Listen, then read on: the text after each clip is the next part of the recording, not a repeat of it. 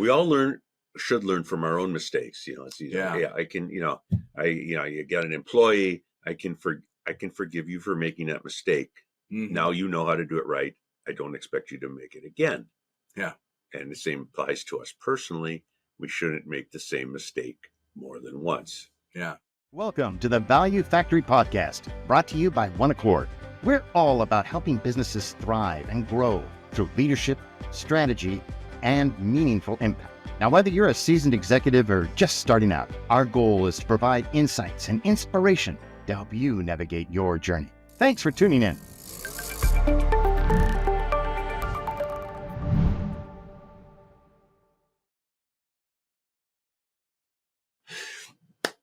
Welcome back, everybody, to the Value Factory. I'm joined again by our friend, John Martinka with Nokomis Advisors. This is a part of a regular series where John and I get together a couple of times a month, and we've been trading some ideas in each other's blog posts. And so it's great to have you back. Great to continue the conversation. Yeah. I know there's some content connected to the blog article that you just wrote that we'll get into. Before we do that, though, just given where we're at in the world and in the economy, I think we agree. Let's talk a bit about what we're seeing in the world, huh? Yeah, I mean, in our own little worlds, it's changing constantly. And as you know, with tariffs, they're on, they're off, they're on, they're reduced. And we're working with an aerospace supplier right now, and you go back, we're recording this in mid to end of June in 25, and you go back a month or so, and Boeing will not be allowed to sell planes to China. 2 weeks later, Boeing's delivering planes to China. Yeah. And that uncertainty in the market is what is really driving things in the M&A world. As I was telling you offline, I have in the last few weeks talked to investment bankers in Seattle, Portland, San Diego, and Florida. They're all saying the same thing. If it's a software business, it's a pure service. Yeah, there's a lot of interest. But if it has anything to do to someone could even smell a tariff coming, there's back off, uncertainty on seller side, because they don't want to get in something and then tariffs hit and they've spent a lot of money on it. Trying to sell it, and buyers are like, I want to get it settled before I put my money in something, that's importing metal from even Canada versus much less China. Yep, we're seeing the same thing, and it's not just tariffs; it is government contracts and spending. So the degree of uncertainty right now is affecting a lot of industries. One of the clients that we worked with, about a year ago, they went to market. They had a great offer. They got to the 1 yard line, the 11th hour, and the buyer backed out, citing tariffs as the concern. Yeah. Another client that we've been working with was very excited about growth potential. They provide services into public sector agencies. And, these are critical infrastructure services, and they had gone to bid. They were a leading contender for a contract, and the agency that had put out the RFP, here again, 11th hour, they rescinded the RFPs, and they said, we're actually not going to move forward with any projects until we figure out what, from a federal level, funding is going to look like. So uncertainty is that's the conversation these days. Yeah, it sure is. Here's my question for you. You've been through business cycles. You've been through administrations. You've been through economic cycles. Do you think it's gonna change? What's your crystal ball say, John? My crystal ball says, is just like any others, this too will pass. We don't know when. Is it going to be a month, a year? I was speaking a couple of months ago. We saw a wealth manager down in Portland, really high-end firm, and he was adamant. I mean, he was waving his arms as he talked about it, that tariffs will be off by the end of October, because it's 1 year till the midterm elections, and the president does not want to have any chance the Democrats can take control because he's figures probably going to get impeached again. No, he won't be convicted, but it's just a lot of hassle. Interesting. Yeah, the interrelationship of politics and economics seems to be it seems to be more prevalent in this season of my life, but I'm in my mid 40s. I'm paying attention to things today that I wasn't paying attention to 20 and 30 years ago. Yeah. Maybe this has just been the way for a long time. Well, I think right now it's just exponentially greater. The Wall Street Journal today, that we are recording this, front page article about the disruption in the workforce from all these ICE raids. Mm-hmm. And it's interesting because a lot of them are in areas that are pro-Trump. And I've been saying for a long time to people, agriculture, construction, hospitality are really going to, the industries could fall apart, not the whole thing, but what happens if you can't get crops out of the ground and get them things processed because you have immigrants working that maybe even aren't being rounded up, but they're too scared to go to work because they're fearful of it. And and the reality of this situation is that there is fear, uncertainty, doubt, worry. A friend of mine, actually, one of our principal consultants, he uses this term FUDWACA. It's fear, uncertainty, doubt, worry, anxiety. I don't remember what the other letters are, but these things impact our decision making. And I'd say irrespective of anybody's political stance or economic ideology, these things are just real. I have seen deals fall apart because of what's going on in the economy. I have seen companies scale back or not take on additional investments in the first half of this year because of uncertainty in the economy. And yet, I've also heard founders, entrepreneurs, innovators who say, well, there's a problem, I can solve that.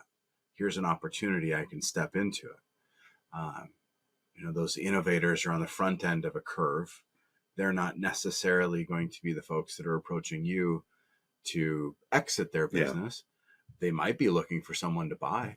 They might be looking for someone who's, just tired, exhausted. That's a conversation I had with an owner recently. Is they just said, I'm tired. There's so much fear, uncertainty, doubt, worry, anxiety that I'm just tired. It is affecting people, and as they get on in life and they've done well, it's like, why do I want to go through this again? Mm-hmm. We met the other day with an owner of his 3 businesses, and all profitable, very nice lower middle market companies, and he's ready. There's some health issues in the family, not him, and which adds to it also.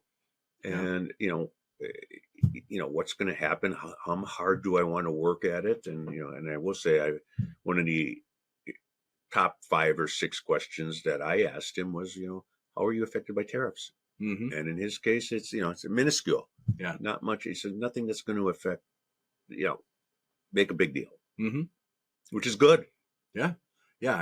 It's 5 years ago, would we have been advising our clients around protect yourself against tariff concerns? I don't know. That wasn't a regular conversation. It was not. It wasn't until it became a big, beautiful word. Whether you're a Republican or Democrat, whether you love Trump or hate Trump, it's pretty obvious the tariffs are affecting things in the supply chain. And yes, inflation hasn't hit yet, but that's because the big guys, Target, Walmart, etc., went on a buying spree right before the tariffs went in, and now they're working through that inventory. I watch Jerome Powell and his announcements monthly.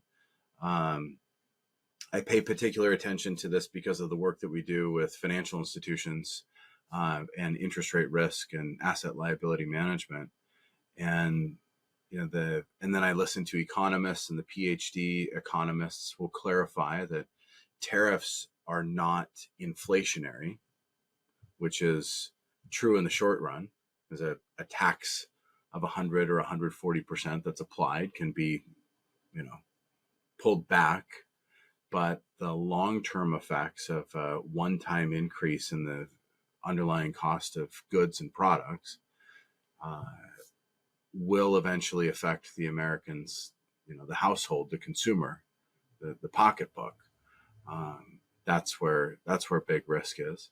In the current economy, as it is in the first half of the year, there's push for a reduction of the Fed funds rate, but that in and of itself is not going to alleviate most of the American households' problem, which is the cost of housing. That's interest rates at the long end of the curve. Right? Cost of housing, cost of food. Yeah. Yep. I mean, you've got a bunch of kids in your house. I got 4 teenagers. 4 teenagers. The food bill's gone way up, hasn't it? Oh yeah, and I tell you, Costco runs out of eggs and non-fat Greek yogurt faster than we can go through it. All these things are very real. Yeah. And with global events and potentially the cost of oil and petroleum being disrupted, like there's real things now. Okay, so sure, there's a lot of current events that are impacting our clients, buyers and sellers, that are putting a pause on things because of uncertainty. But you said, and I agree with you, this too shall pass. How soon, we don't know. How deep or how wide the swings will be until it passes, we don't know. But your blog article that you wrote speaks to learning from mistakes and hopefully the mistakes of others, right? We all should learn from our own mistakes. It's easy. Yeah, I can, you got an employee, I can forgive you for making that mistake. Mm-hmm. Now you know how to do it right. I don't expect you to make it again. Yeah. And the same applies to us personally. We shouldn't make the same mistake more than once. Yeah. I think of a couple, there's always the voice in my head of George W. Bush, fool me once, shame on you. Fool me twice, shame on me. But I also think of, the guy that I listen to the most right now is Alex Hormozy. And he says that learning, real learning, is applying a different methodology in the same set of circumstances. So it's just that if you make a mistake the first time, those things can happen. Yeah. But if we can learn from others' mistakes, which is really actually hard to do, I think. You have to pay attention. And you have to accept that,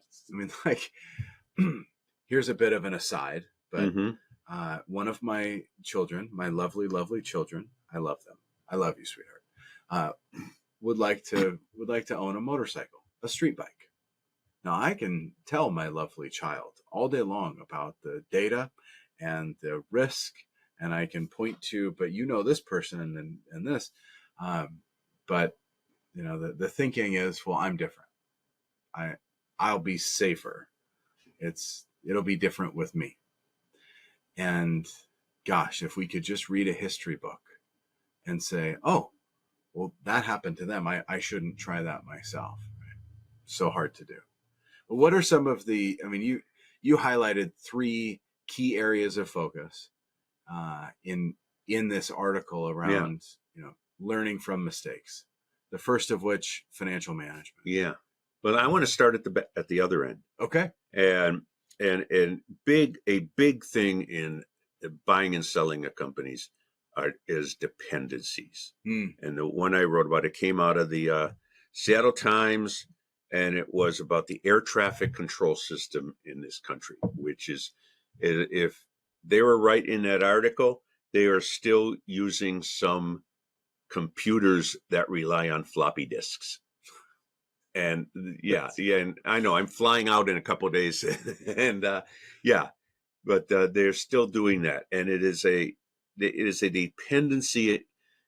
In this case, on a system, they did not invest in the proper systems over time, and now what the billions they are putting into it is just to keep what they have running, rather than elevating it to where it should be. And Wow. and yeah, one of my favorite authors in the Wall Street Journal is Andy Kessler. He writes every Monday, and he's writing about the technology is there. We have the computers, we have the AI, we have the virtual reality goggles that and they could his point was you could be doing so much more with fewer people, because they are short of people also, and that and you carry that over to business. Yeah. And one of the examples I use, this is a very simple example, but it's about a company that we worked on a deal with 4 years ago now. The sharp young buyer came in. This is a lower middle market deal, very profitable company. The company had been bought by a trust who completely mismanaged it. Interesting. And it's a trust from family wealth. Sure. So family office, but kind of private equity. Yeah, style, it wasn't even that. They just said, "Oh, we're going to buy this business and it'll give some income." And they didn't know how to run a business. Yeah. So they brought the seller back in, and she had her ways. And then one of her everything was paper checks, paper invoices. Yeah. And this guy came in, and within a couple months, it sounds simple, right? But we're gonna get payments by ACH and credit card. We're gonna he had 2 credit cards, anytime we will pay. He always did the float, the maximum, put it on the credit card. This credit card the first half of the month, this one the second half of the month, kind of thing. He went to doing electronic payments. How much time it takes to write and print a check, and I mean, even if you're using the computer, and then you got to take the check out, you got to put it in the envelope, and you got to mail it, and you got Isn't that funny that those behaviors, those actions, we can just agree that, oh my gosh, that's a lot of inefficiency. Yeah. When just 10 years ago that would have been the norm. Right. And what I'm hearing you say is that systems that are so ingrained, that haven't evolved, can be so prohibitive. Yeah. Like the floppy disk, if God help us if that's true, at air traffic control. But so I too was traveling recently, and I rented a car in a not a small town, but a smaller city. Yeah. And the person at the car rental agency was writing in a carbon copy ledger the details of the car rental. And I just thought, how could they possibly keep track from an accounting perspective? And how many minutes or hours is it costing them from just accounting alone? How many missed transactions might there be? Not that digitizing solves everything, but systems. You're right, and I see that every year. We go to Antigua on a rotary service project, and walk in there. We're renting 7 cars, and it's 7 pieces, of NCR paper, and versus you go to rent a car at, say, Hertz or Enterprise, and it's shoot, go. Even you don't even need to talk to anybody. You just sign in on your app in some cases, and the keys are in the car in the parking lot. Yeah, you're like a Hertz Gold, you can just walk to a car on your row. Yeah.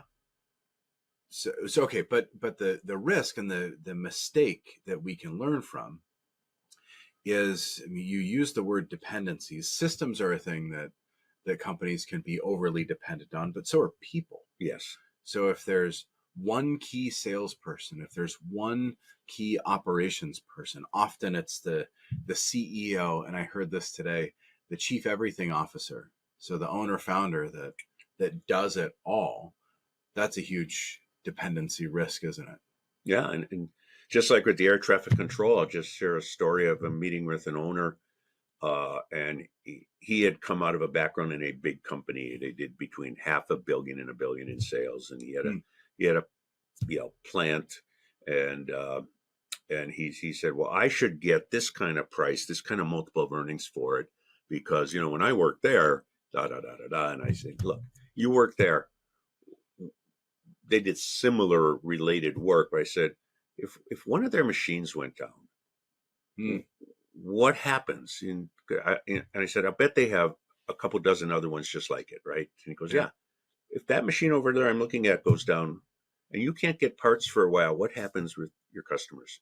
And it's like, oh, Hmm. yeah, that's a risk. That's why I get paid less Yeah. as a multiple of earnings than the big company that has 10 machines or 20 machines.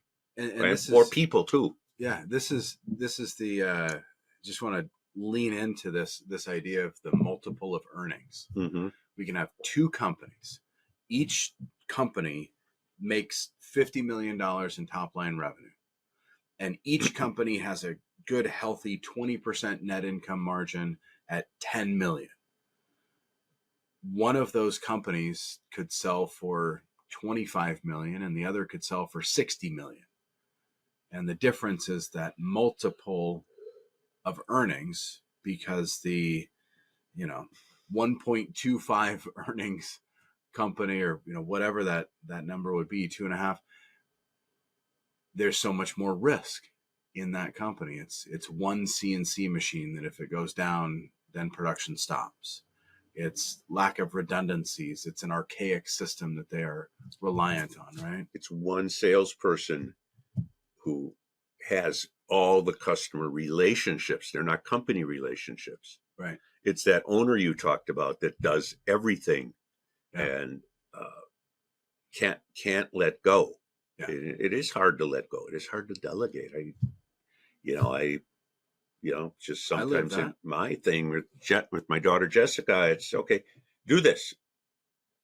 I got to let go and say, I'm not going to look over it. I'm not going to ask you to review it. Yeah. I do ask our team, Jessica and the others, that I review every social media post and stuff, but not for that's too a lot. I'm in a space where I don't. Well, I have we have a fractional chief marketing officer. Yeah. And I'll tell you that was the first that was the first time I let somebody babysit overnight with my baby, if that makes sense, right? Yeah. When I start seeing social media content under our brand that I've not that I didn't post myself. Yeah. It isn't to say that I haven't approved it or I don't know what it is. Yeah. We're not there yet because we do have dialogue, but it's not as though I'm signing off on everything. We're clear on, so real delegation. Right? That is real delegation. I'm not to that point yet. I've got a couple newer guys, and one of them wrote a long article, blog post, and I just say, this is a good learning experience for you. You're way off mark. Your premise is off mark. Yeah. This is not what happens in the real world. Yeah. And he got it. He was friendly, but I want to see that stuff. I don't want him just posting it. Well, so this goes. I mean, this is an unintentional segue into that the next mistake number 2 in your blog. Yeah. Which is the people, attracting and retaining the right people. Yeah. And the example I used, look at my notes here, Nick, is that the example I used was the U.S. has 500,000 unfilled manufacturing jobs. Wow. And it was in the Wall Street Journal. What I just saw in the last day or two is the same kind of number, that we got all these jobs. We're talking about creating all these manufacturing jobs, but no one wants to work in manufacturing. And they're saying that they want, if you're a young guy, you're 20 years old, you don't want to go to college, which is fine, but you're good with your hands, you want to do stuff. Well, you can do a lot better becoming an electrician or a plumber or something like that than standing in a factory doing repetitive work. That's so interesting. Just the evolution and the notion of this too shall pass. Yeah. So, it wasn't long ago, it's close enough that I can remember, that everybody of a certain age would go to school focusing on technology degrees. And then, it's coding and it's programming. And then all of a sudden, here's AI. And it's like, oh, well, you don't need to know how to code anymore. This is what's coming from the CEO of NVIDIA. So now you need to be a good prompt engineer. You just have to be able to talk to the AI to write the coding. What might happen. And so electricians, plumbings, the trades, auto mechanics, these all of a sudden become kind of hot job, where compensation is really, and so now folks are not interested in being in a factory, but they want to be, in the trades if they're good with their hands and so forth. I wonder how long it will be. Here's a prediction. Okay. Hold me to this. How long will it be that manufacturing jobs become attractive again? Depends on the type of manufacturing jobs, Nick. Yeah. Our Commerce Secretary said, well, we want to have Americans screwing in the little screws into iPhones. They're not going to do it. Not when you can do it over in China for a buck, China, a buck India, a phone. Somewhere, the economics will be really difficult there. It's going to swing back as it gets more technical, and these people can do more with software and robotics. Yeah, and you don't have to be an engineer to do that, but you have to be good with your hands and your brain, hand-eye coordination to do that stuff, and it becomes more of a combination blue and white collar job rather than in the smelter or some really dirty manufacturing. And that is in automotive tech. We have in our household. The oldest vehicle that we own is a 1965 Mustang, and the most technologically advanced vehicle we own is an electric, Tesla, right? We can't take those two cars to the same mechanic to get fixed, right? The Tesla, the more modern, our SUVs, just our vehicles, they require a different level of technological acumen. We fix these cars more with computers, or as much with computers as we do with wrenches. We diagnose with computers, and then sometimes you replace spark plugs, sometimes you replace a circuit board. And yet, in trying to find someone who can do a tune-up on the 65 Mustang, I call around, and we've got some connections in the automotive space, and the guy that's the go-to guy, his hourly shop rates are north of $250, and he's got a 6-week backlog. So here's a guy that can fix the old classics, and just by himself, if he works 40 hours a week, he's making $500,000. Who would have ever guessed that? Not me. Not me 15 years ago. So what it comes down to, when you find the right people, you want to keep them. You have a good workplace, you have you have fair market pay, you have incentives for the right people, and there's some people on the shop floor don't need that incentive. You don't want them rushing through jobs to do more. But others you do want to have the proper incentives. What do you think about even within the U.S.? So over the last couple of weeks, I was traveling. I was in Idaho and Utah and Montana. So adjacent states, but very different economies. Right? Here, our home, King County, Seattle, Washington. I don't even know what the minimum wage is, but are we above $20 an hour now? I don't think so. 18. Yeah, there's a lot of places that want to be in that 18 to 20, and I mean, but I ask across the country, and in these states they cite the federal minimum wage at $7.25.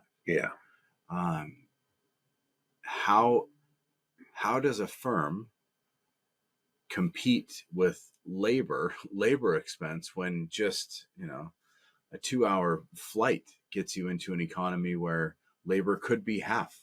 Well, It could be 10 or 12 versus 20 or 25. you look at the other variables in it, and what are you making, and how do you ship it, and that, because if you're making something really heavy, the shipping cost could eat away most, if not all, of that. Yeah. And maybe you get better employees in the Seattle area than in Billings, Montana. There's other factors that go into it. Or if the other end of it is, if you're making something really light, there are mattress factories all over the country because you're shipping a lot of air. Yeah, interesting. I would contend, at least from a retail customer service experience, the the folks in Billings, Montana are crushing it as compared to the folks in Seattle. This is an interesting retaining talent. How about that front line? If we've got a retail or a customer service business, let's think hospitality, hotels, not motels, but hotels and events, spaces, restaurants. How difficult is it to attract and train, even just training folks in what is an appropriate level of customer service for the environment?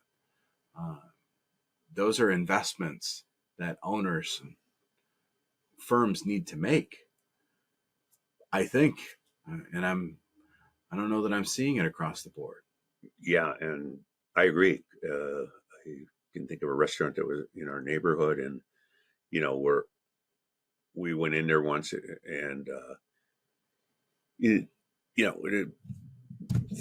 whatever we did, something was wrong, and the service says, "Well, this is my first day," and it's like, wait a minute, your first day, and they just set you on a table. Yeah.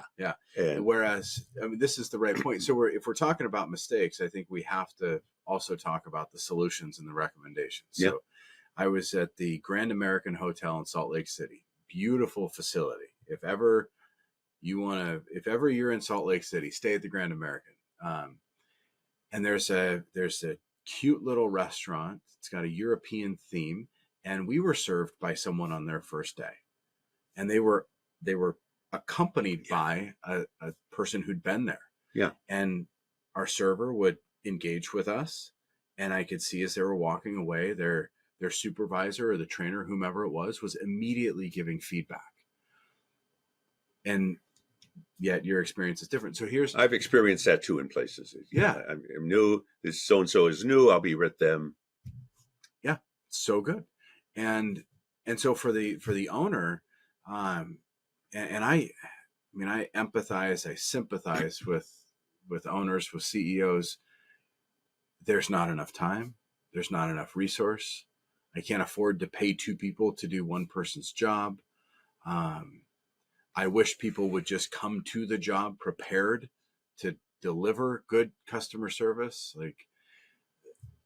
But it's our responsibility. It's our burden. When I say ours, I mean owners of firms. It's our job to protect our brand with the folks that are serving our clients. And when you think of the cost of replacing someone and getting them up to speed and training, I don't care if it's servers or in an office, could be processing insurance claims.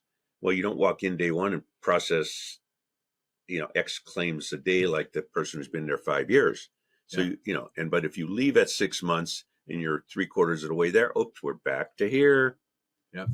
And owners will say, yeah, but people are going to quit anyways. They're going to move on. And I think there's just a reality check that I have to have with myself to say, if I've been burned, or if I feel burned out because I bring people into the company and I invest time in them and then they move on, so that I'm just going to stop doing that.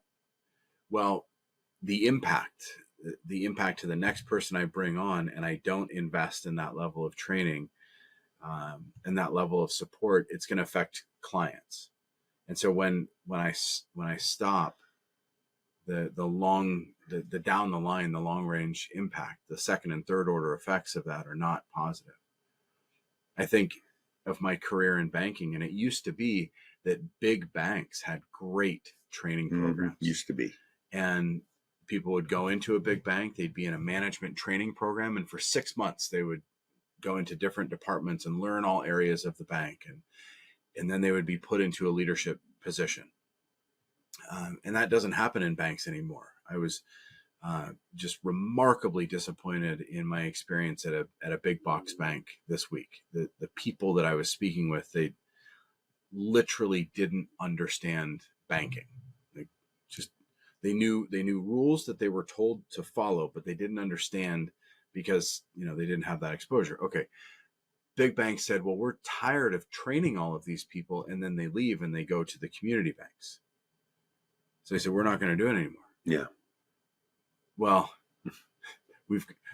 the juxtaposition here is so obvious. We've got employees in retail branches of big box banks that don't actually add value.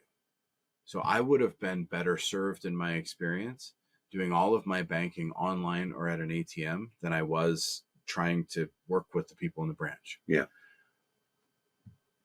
They're not even equipped well enough to justify their own existence. And that's a problem because the firms have spent millions in facilities. This branch is being remodeled right now. They're spending hundreds of thousands of dollars on a branch where the people in there are not trained, are not equipped. Furthermore, they can't make decisions on the front line. There's just, for whatever reason, when we automate and we lean on AI and technology, we take the human out of the interaction. I'm going off on a bit of a rant here, but that's the risk. That's the mistake. That is the mistake, that we're not attracting and retaining and developing good people. And I think a lot of folks have taken their eye off the ball. Well, what you said is something key. One thing you said is key, and I'll add something else, is that when you said these big banks, they say, why do we want to train these people? Because they're just going to work at a community bank. It's like, duh. Why are they going to a community bank? Because you're not offering them the follow-up culture or advancement or whatever to that training. And they're getting, maybe say they get treated more like a person at a community bank than just, an employee, one of hundreds of thousands. Yeah. It can be done though, because, got the community banks pretty much do it. Yeah. But talk about hospitality. I'm friends with the founder of Tutabella. They have great retention. My friend, the president of Ivers, they have people that have been there decades who just, that is their life. Yeah. Because they treat them right. Yeah. Yeah. I have so much respect for the entrepreneur, the founder, the owner that develops their firm with integrity, with culture. Yeah. And it shows. So we don't have a segue into this one, but it is the first point in your blog article. Sure, we have a segue. If you do the things don't do the things we're just talking about, you make those mistakes, your financials stink. There it is. So what are some of the biggest financial mistakes that you see showing up? Nick, I'm really big on, I don't have to create things to write about or talk about, because I can pick up the Wall Street Journal or listen to a podcast or something on any paper magazine, and I can get ideas. And I got this one from the Wall Street Journal. It was a front page article. It was about an organization that just was having, massive financial problems. And they said the first part was, they were, there wasn't transparency. And think of this big organization. Mm-hmm. There wasn't transparency. I think people were hiding things, and sort of like, okay, we'll put a blanket over that. No one will see it. Yeah. And to a small business, it means really have good financial systems and statements. We have friends that do fractional CFO and accounting and bookkeeping work. And, we both see, what I call too much of small business accounting, which is, well, we did it this way last month, so why don't we change it this month? And interesting. Yeah.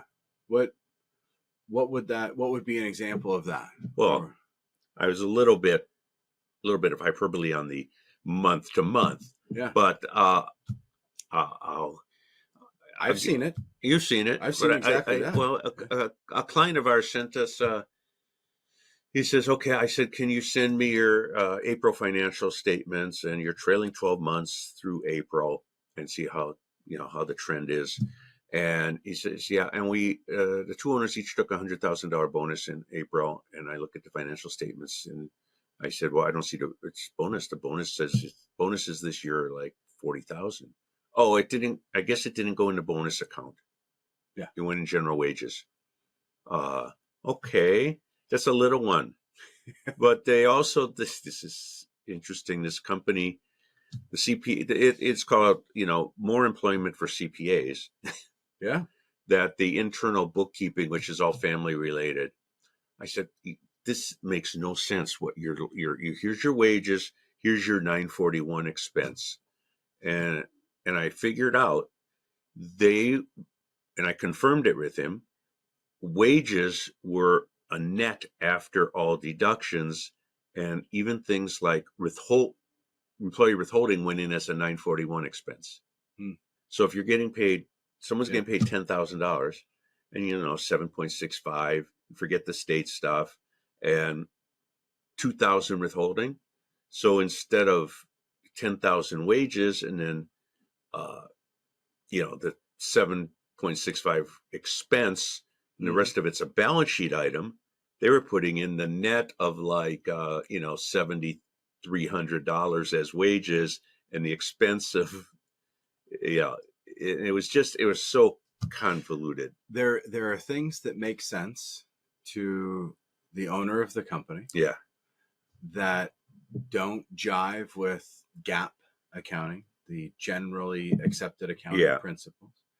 And yet there are things in financial statements that are necessary for GAAP, but are not helpful for financial management. Yeah. Had this conversation just today. How many bookkeepers or CPAs have an accurate accounting of gross margins? And gross margin is one of those things that is subjective. We can allocate job costs to jobs for hours on labor, but it has to be consistent. And so from month to month, I have seen, last month we counted that as, part of our, cost of goods sold or cost of service, but didn't make sense to this because, and when there's inconsistencies in financials, it destroyed a deal we were working on a few years ago, not in the Seattle area, in Oregon. The annual statements look pretty good because the CPA had done them. Yeah. But we get 4 months or so into the year, and we're looking at the monthlies, and 1 month cost of gross profit was about 100%, and 1 month it was negative. Yeah. And the owner didn't know what was going on. We think he was just writing off purchases. So I buy a whole bunch of material. I write it off this month. Well, the next month I didn't have any purchases because we used that, and it wasn't going into inventory right. And well, it spooked buyers. And we finally said, "Can you figure this out?" Yeah. And this was at the time when prices were doing this, and he wasn't keeping up on it. Yeah. And I have so many one-liners connected to gross margins. Yeah. It's so important. But your focus on transparency, and if I can kind of bring this, just the whole conversation, put a bow on it in some level, it's learn from mistakes. And if we can learn from the mistakes of others, and you just cited a front page article in the Wall Street Journal about financial issues, transparency being a big part of it. How many times in history have we seen companies fall, the demise of trusted, well-respected brands because of a lack of transparency in financials? Yeah, well, it's more than just that. I mean, we're not all Enrons out there, but I can go back about 25 years, and I remember seeing something that someone put out from Forbes, I believe, and they said at the time, something like only 17 of the top 100 companies a century prior were still in business. Now, there's some of them maybe merged together or something like Yeah. that. And they technically were still in business, but that's not, even the big companies can go away. Yep. And, and a lot of times it does have to do with that. I mean, this article I read and what, some of the other points were that this was an asset heavy organization. Mm-hmm. But cash flow was a problem.